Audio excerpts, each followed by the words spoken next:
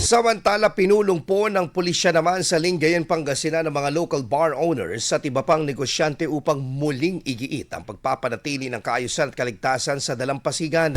Sa isang consultative meeting, tinalakay pong mahalagang hakbang sa pagpapanatili ng kaayusan sa dalampasigan, kabilang na ang maigpit na pagpapatupad ng umiiral na liquor ban na nagbabawal sa pag-inom ng alak at iba pang nakakalasing na inumin sa mismong baybayin.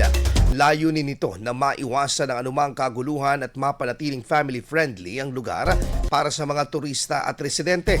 Binigyang diin din sa nasabing pagpupulong ang kahalagahan ng sama-samang pangangalaga sa kalikasan, partikular ang wastong pamamahala ng basura upang mapanatiling kalinisan sa nasabing lugar. Hinikayat ang mga negosyante na makiisa sa mga programang pangkalikasan at maging responsabling katuwang ng pamahalaan. Samantala, pinagtibay rin ang mga mas matibay pang koordinasyon sa pagitan ng pulisya at mga establishmento, lalo na sa panahon ng pagdagsa ng mga bisita. IFM News. IFM News. IFM News.